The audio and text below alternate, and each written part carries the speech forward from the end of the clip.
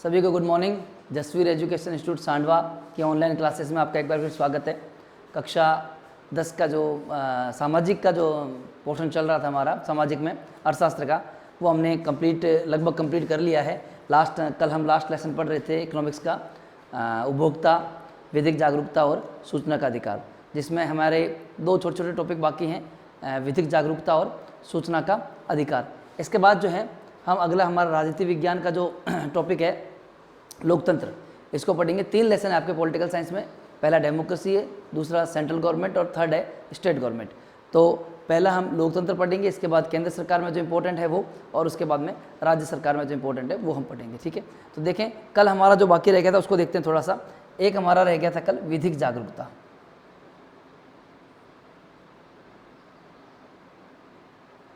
विधिक जागरूकता यानी कि कानूनी जागरूकता।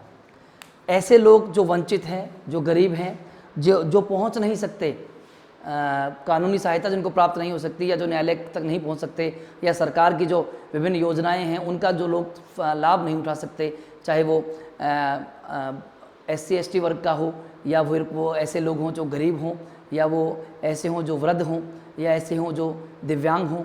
इस तरह के जो लोग हैं जो कानूनी पहुंच तक नहीं पहुंच सकते, चाहे वो किसी भी धर्म से, जाति से संबंधित हो, उन लोगों के लिए जो है विधिक जागरूकता कार्यक्रम जो है, या विधिक जागरूकता का कार्यक्रम की शुरुआत की गई, या विधिक जागरूकता को शुरू किया गया। अब विधिक जागरूकता के थोड़ा सा हम पीछे जाएं तो इसकी शुरुआत की गई 1851 में। इसकी सबसे पहले शुरुआत की गई 1851 में। कहाँ से शुरू की गई? फ्रांस से। तो विधिक जागरूकता की शुरुआत की बात करें तो फ्रांस से जो गरीब वंचित वर्ग के लोग हैं उनको निःशुल्क कानूनी सहायता देना, उनको उनके अधिकारों की जानकारी देना, ये सब शुरू किया गया फ्रांस से। 1944 में ब्रिटेन में इसके लिए कुछ प्रयास हुए। ब्रिटेन ने भी ऐसा कुछ किया 1944 में। अगर भारत की बात करें तो भारत में विधिक जागरूकता के लिए 1980 में एक समिति बनाई गई, जो न्यायाधीश थे PN भगवती समिति का गठन किया गया। ठीक है, और 1987 में भारत सरकार ने विधिक जागरूकता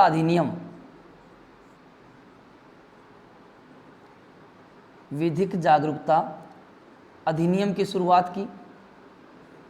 और उसके बाद का हम देखें 5 नवंबर 1995 से इस अधिनियम को पूरे देश में लागू कर दिया गया, यानी कि यह अधिनियम 5 नवंबर 1995 से प्रभावी हुआ।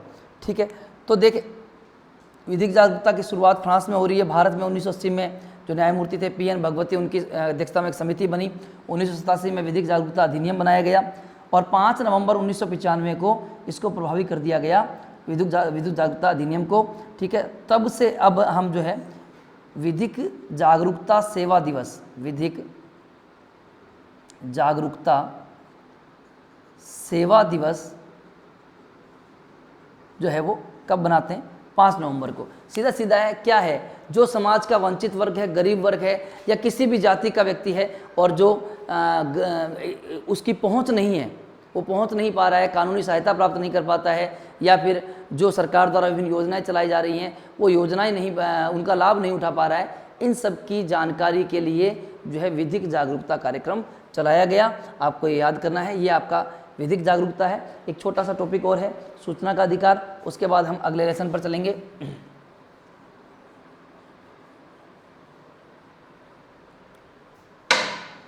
देखें सूचना का अधिकार।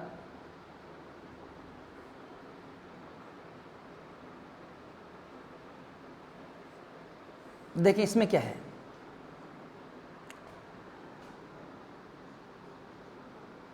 सूचना का अधिकार जो अधिनियम बनाया गया वो 2005 में। कब बनाया गया? 2005 में। 13 अक्टूबर 2005 से इसको पूरे देश में लागू कर दिया गया। ठीक है क्या, हम किसी भी सरकारी या गैर सरकारी विभाग से सूचना प्राप्त कर सकते हैं। एक निश्चित फॉर्मेट होता है, वो फॉर्मेट आप तो या तो ऑनलाइन ले सकते हैं, या फिर वो फॉर्मेट आप अपने हाथ से बनाकर भी लिख सकते हैं। जिस प्रकार की आपको सूचना चाहिए, जिस विभाग से चाहिए उसे लिखा जा सकता है। 10 रुपये जो है पोस्टल ऑर्डर या आप नगद देकर भी ये सूचना प्राप्त कर सकते हैं। इसके अलावा अगर बीपीएल श्रेणी का है तो उसके लिए ये मुफ्त है, ठीक है। किसी भी सरकारी या गैर सरकारी विभाग से सूचना प्राप्त की जा सकती है। अब सूचना प्राप्त करने के कुछ चार्जेस लगाए गए हैं, जैसे 2 रुपये प्रति फोटोकॉपी या प्रतिलिपि पर कितने रुपए लगाए जाते हैं, 2 रुपये। अगर फ्लॉपी डिस्क के रूप में आपको सूचना चाहिए या सीडी में चाहिए तो उसके कितना चार्ज है, 50 रुपये। यदि आप देखना चाहते हैं सूचना को तो उसका 1 घंटे का कितना है, 10 रुपये। लेकिन अब आगे और देखते हैं तो उसके बाद में जो है 5 रुपये के हिसाब से आपको चार्ज किया जाएगा, ठीक है। इसके अलावा आपको सूचना देने का जो समय है वो 30 दिन है। लेकिन अगर स्वतंत्रता व्यक्ति की स्वतंत्रता या उससे जीवन से संबंधित कोई सूचना है तो ये सूचना कितने समय में देनी होती है, 48 घंटे में देनी होती है। ये सब जो है ये सूचना का अधिकार है, ठीक है। अब कुछ प्रतिबंध हैं, जैसे हम देश की सुरक्षा से संबंधित कोई सूचना नहीं मांग सकते, विदेशों की कोई गोपनीय अगर कोई जानकारी उसकी सूचना नहीं मांग सकते, सशस्त्र बलों से आईबी से जुड़ी हुई कोई सूचना है वो हम नहीं मांग सकते।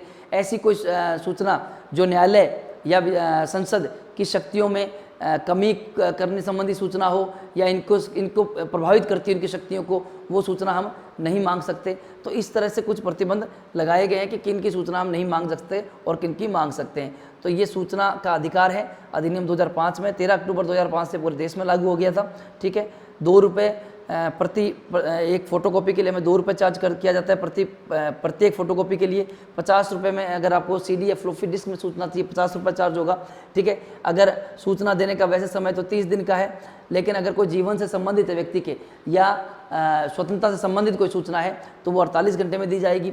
इसके अलावा 250 रुपये प्रतिदिन के हिसाब से सूचना नहीं देने पर 250 रुपये प्रतिदिन के हिसाब से चार्ज किया जाएगा और ये चार्ज अधिकतम जो है वो 25,000 रुपये हो सकता है, ठीक है। तो ये आपका है सूचना का अधिकार। इस तरह ये आपका जो अर्थशास्त्र के जितने भी टॉपिक थे ये कंप्लीट होते हैं। अर्थशास्त्र के हमने जितने लेसन थे सारे के सारे कंप्लीट कर लिए हैं। इनको अच्छे से पढ़ें और जो आपके काम का है वो भी कराया गया है। इसके अलावा जितना ऐसा नहीं है कि लेसन को काट के कराया या कुछ कराया, जितना आपके टॉपिक थे वो लगभग कंप्लीट करा दिए सारे, लेकिन जो इंपॉर्टेंट थे उनको ज़्यादा अच्छे से करवाया है। और एक बार जल्दी इसलिए चल रहे हैं क्योंकि आपका जो 10th है, 10th का एग्ज़ाम है, तो उस वजह से हमें हमारा टारगेट लगभग 25 जून तक जो है हम एक बार एसएसटी का आपका जो सिलेबस है उसको पूरा कर लें, ठीक है। नेक्स्ट चलते हैं हम। आज हम शुरू करेंगे पॉलिटिकल साइंस में आपके 3 लेसन है, डेमोक्रेसी यानी कि लोकतंत्र, उसके बाद सेंट्रल गवर्नमेंट केंद्र सरकार और उसके बाद में स्टेट गवर्नमेंट राज्य सरकार। पहला जो लेसन है पॉलिटिकल साइंस में वो है डेमोक्रेसी, और इससे एक तो आपका 23rd नंबर पर जो क्वेश्चन आता है पेपर में, यानी कि 4 नंबर का क्वेश्चन आएगा एक तो, और दूसरा आपका 3rd क्वेश्चन यानी कि 1 नंबर का क्वेश्चन आएगा। तो कुल मिला के ये लेसन जो है वो इस लेसन से आपके 5 नंबर का क्वेश्चन आएगा। एक क्वेश्चन तो आएगा आपके छोटा 10th में और 4 नंबर का क्वेश्चन आएगा लघुतरात्मक यानी कि बड़ा। अब देखें, सबसे पहले हमें देखना है लोकतंत्र कहेंगे किसे। तो लोकतंत्र जो है अंग्रेजी में इसे क्या कहा जाता है, डेमोक्रेसी। अंग्रेजी में क्या कहते हैं इसको, डेमोक्रेसी कहते हैं अंग्रेजी में, ठीक है। अब ये तो अंग्रेजी का शब्द है, ये ग्रीक भाषा के 2 शब्दों से मिलकर बना है, डेमोस और क्रेटिया। डेमोस का अर्थ यहाँ पर लिया जाता है भीड़ से, लेकिन आधुनिक समय में यहाँ डेमोस का अर्थ क्या हो जाएगा, जनता, ठीक है। क्रेटिया का अर्थ हो गया यहाँ, क्रेटिया का शक्ति। तो शाब्दिक रूप से हम अगर लोकतंत्र का अर्थ देखें तो ये हो जाएगा जनता की शक्ति, जनता की शक्ति। देखिए, डेमोक्रेसी जो है ये शब्द अंग्रेजी का है, हिंदी में इसे हम लोकतंत्र कहते हैं, ठीक है। 2 ग्रीक किस भाषा के शब्दों से मिलकर बना है, ग्रीक भाषा के, ठीक है। डेमोस और क्रेटिया। डेमोस का अर्थ होता है यहाँ पर भीड़ से या जनता से, ठीक है, आधुनिक समय में जनता से लेंगे। क्रेटिया का अर्थ यहाँ पर है शक्ति से। तो हम अगर लोकतंत्र का अर्थ पूछा जाए तो सीधा सीधा है जनता की शक्ति।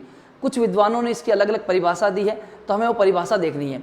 सबसे पहले हम देखें बर्न्स।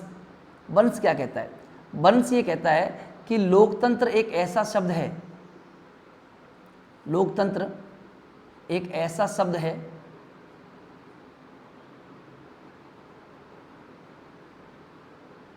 जिसके अनेक अर्थ हैं।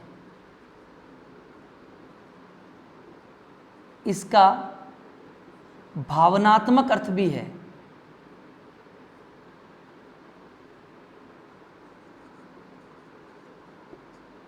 ये कहा है बर्न्स ने, ठीक है। अगर हम डाइसी की बात करें तो डाइसी ने ये कहा है लोकतंत्र एक ऐसा शासन है, लोकतंत्र एक ऐसा शासन है जिसमें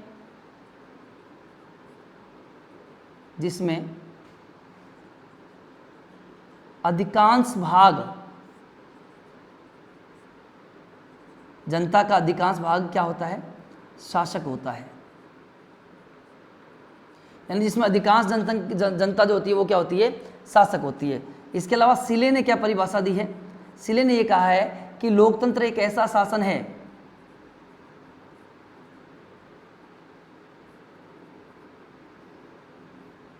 जिसमें प्रत्येक व्यक्ति भाग लेता है,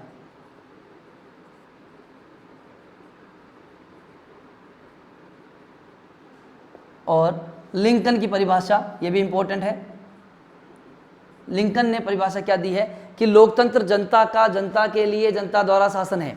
लोकतंत्र जनता का, जनता के लिए, जनता द्वारा शासन है।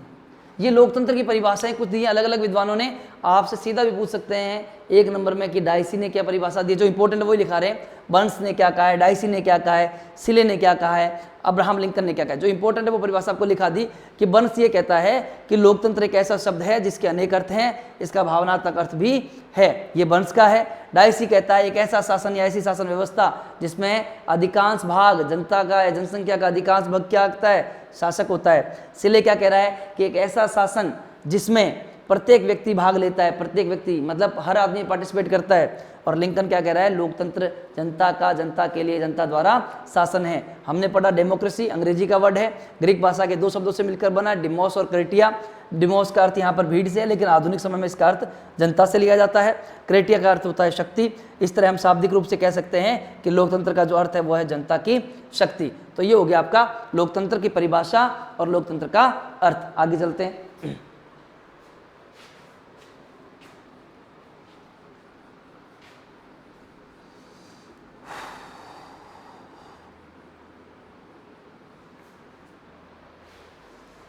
अब हम देखते हैं कि लोकतंत्र के रूप कौन कौन से हैं, या लोकतंत्र के प्रकार कौन कौन से हैं, लोकतंत्र के रूप या प्रकार कौन कौन से हैं। ठीक है, अब इसमें देखें लोकतंत्र के रूप की बात करें तो एक तो हो गया राजनीतिक लोकतंत्र,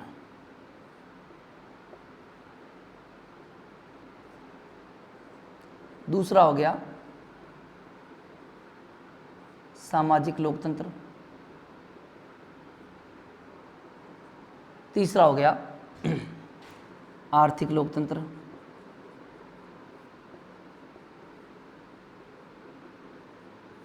और चौथा हो गया नैतिक लोकतंत्र।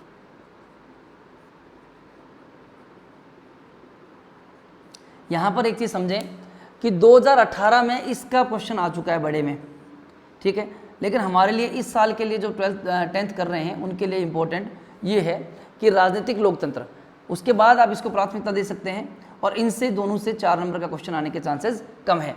तो आपको ये राजनीतिक लोकतंत्र और सामाजिक लोकतंत्र, इनको दोनों को अच्छे से पढ़ना है, जिसमें इन दोनों समय में अगर देखें तो इंपॉर्टेंट कौन सा हो जाता है, यहाँ पर राजनीतिक लोकतंत्र हो जाता है। एक एक को देखते हैं क्या है।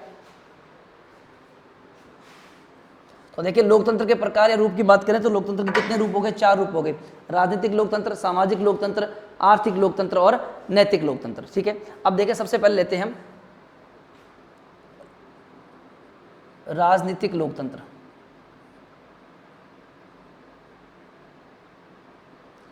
राजनीतिक लोकतंत्र की बात करें तो देखें इसमें कि इसको कुछ उपनामों से पुकारा जाता है, इसको और क्या कहा जाता है वो देखें। तो एक तो इसको कहा जाता है व्यक्तिवादी लोकतंत्र, दूसरा इसका नाम है उदारवादी लोकतंत्र, तीसरा हम इसको कह सकते हैं, कहा जाता है पूंजीवादी लोकतंत्र,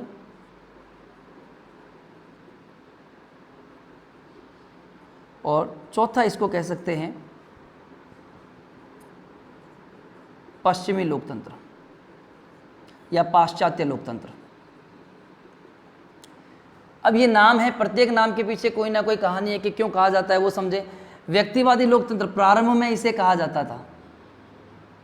क्यों कहते थे? क्योंकि प्रारंभ में व्यक्तिवाद पर ज़्यादा जोर था, इसलिए इसको प्रारंभ में क्या बोलते थे? व्यक्तिवादी लोकतंत्र। आधुनिक समय में इसका नाम क्या हो गया?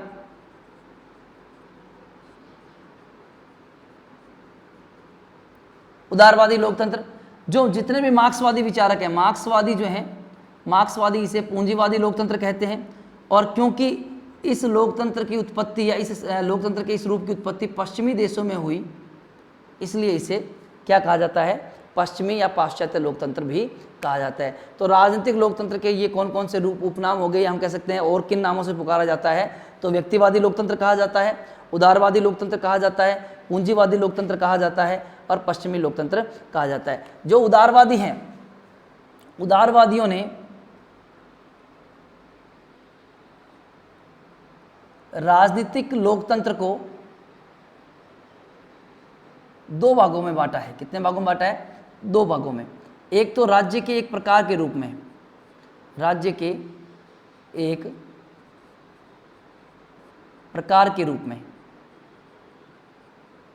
और दूसरा भाग उन्होंने बताया है शासन के एक प्रकार के रूप में।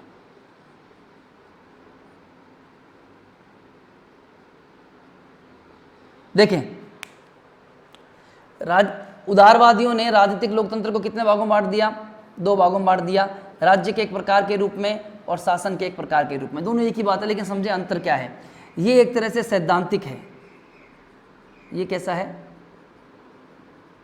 और ये इसी का व्यवहारिक रूप है।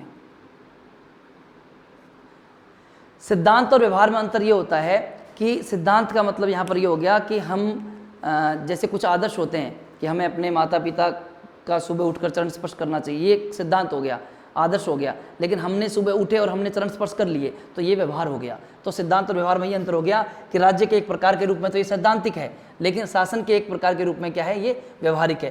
राज्य के एक प्रकार के रूप में हम देखें तो इसमें ये कहता है कि जो अंतिम प्रभुसत्ता, प्रभुसत्ता का मतलब अंतिम शक्ति जो है, हम कह सकते हैं अंतिम शक्ति जो है, अंतिम शक्ति इसमें किसके हाथ में होती है? जनता के हाथ में होती है। और जनता ही सरकार को नियुक्त करती है, यानी कि बनाती है, वही उसे पदच्युत यानी कि उसे पद से हटाती है, और जनता ही उस पर क्या रखती है? नियंत्रण रखती है। ये सैद्धांतिक पक्ष है, और ये राज्य के एक प्रकार के रूप में है। राज्य के एक प्रकार के रूप में दोबारा समझें, सैद्धांत में क्या कह रहा है कि प्रभु सत्ता, अंतिम शक्ति किसके हाथ में? जनता के रूप में, और सरकार ही जनता को बनाएगी, सरकार ही जनता को हटाएगी, जनता ही सरकार को नियुक्त करेगी और जनता ही उस पर नियंत्रण करेगी, जनता ही उसे पद से हटाएगी। ये जो है, ये इसका जो कौन सा पक्ष हो गया? राज्य के एक प्रकार के रूप में। शासन के एक प्रकार के रूप में, ये राज्य का जो एक प्रकार के रूप में लोकतंत्र है, उसी का ये विकसित और व्यवहारिक रूप है। कैसा रूप है ये? विकसित व व्यवहारिक रूप है। ठीक है, ये हो गया आपका उदारवादी के अनुसार लोकतंत्र। अब देखें, ये जो राजनीतिक लोकतंत्र है, इसके दो उपभेद हैं। कितने उपभेद हैं? दो उपभेद कौन से हैं? देखें यहाँ पर, एक तो हम कह सकते हैं प्रत्यक्ष या शुद्ध लोकतंत्र, ठीक है, और दूसरा है अप्रत्यक्ष या इसी का नाम है प्रतिनिधि लोकतंत्र। ठीक है, प्रत्यक्ष या शुद्ध, प्रत्यक्ष लोकतंत्र और अप्रत्यक्ष दोनों हमारे इसमें लगे हुए, आगे पढ़ेंगे, लेकिन थोड़ा सा ही समझें। प्रत्यक्ष लोकतंत्र में सरकार के पदाधिकारियों की नियुक्ति भी सरकार करती है, सरकार जो नीतियां हैं वो भी जनता ही बनाती है, सरकार के पदाधिकारियों को नियुक्त भी जनता करती है, और जो नीतियां हैं वो भी कौन बनाती है? जनता ही बनाती है। ठीक है, उनको हटाने का काम भी कौन करती है? जनता प्रत्यक्ष रूप से करती है। और प्रत्यक्ष लोकतंत्र वर्तमान में स्विट्जरलैंड की 5 कैंटनों में है, हम आगे इसको विस्तार से पढ़ेंगे। अप्रत्यक्ष लोकतंत्र में जनता अपने प्रतिनिधियों के माध्यम से शासन करती है, जनता प्रतिनिधियों को चुनती है और वो प्रतिनिधि शासन करते हैं, और वो प्रतिनिधि जनता के प्रति उत्तरदायी होते हैं। तो प्रतिनिधि जो लोकतंत्र है, अप्रत्यक्ष लोकतंत्र को इसीलिए प्रतिनिधि लोकतंत्र कहा जाता है, क्योंकि जनता इसमें प्रतिनिधियों के माध्यम से शासन करती है। और इसके भी दो रूप हैं, संसदात्मक और अध्यक्षात्मक। 10th में हालांकि ये विस्तार से नहीं है कि संस्थात्मक और अध्यक्षात्मक क्या है, लेकिन थोड़ा सा देखें। संस्थात्मक में ये होता है कि जहां कार्यपालिका अपनी शक्ति संसद से प्राप्त करे और उसी के प्रति उत्तरदायी हो।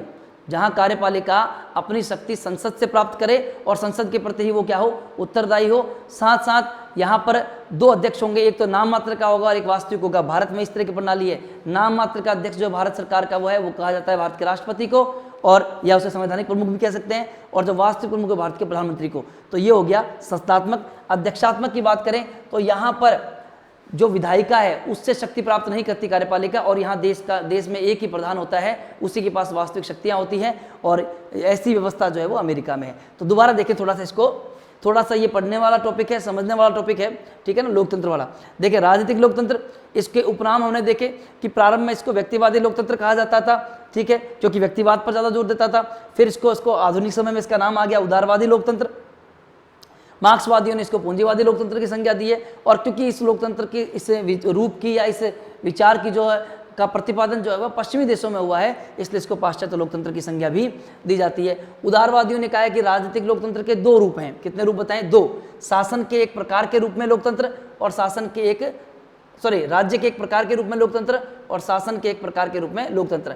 राज्य के एक प्रकार के रूप में लोकतंत्र, ये सैद्धांतिक पक्ष है। ये पक्ष क्या कहता है कि अंतिम प्रभु सत्ता जो है वो जनता में होती है, उसको ही अंतिम शक्ति प्राप्त होती है। सरकार को नियुक्त करना, उस पर नियंत्रण करना, उसे पद से हटाना, सारा का सारा काम किसके हाथ में होता है? जनता के हाथ में होता है। फिर हमने देखा कि जो राजनीतिक लोकतंत्र है उसके 2 उपभेद हैं, एक तो प्रत्यक्ष या शुद्ध लोकतंत्र, दूसरा अप्रत्यक्ष या प्रतिनिधि लोकतंत्र।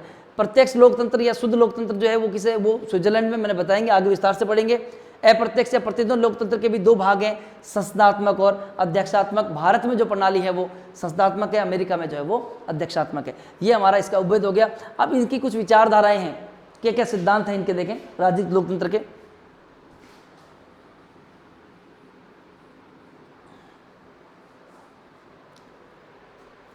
देखिए राजनीतिक लोकतंत्र के सिद्धांत कौन कौन से हैं।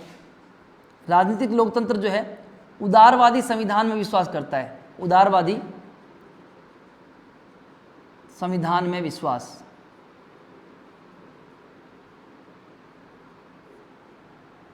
ठीक है। दूसरा, लोकतंत्र साध्य ना होकर साधन है, ये समझाऊंगा अभी। साधन भी किसका है? लोकतांत्रिक मूल्यों की प्राप्ति का। लोकतांत्रिक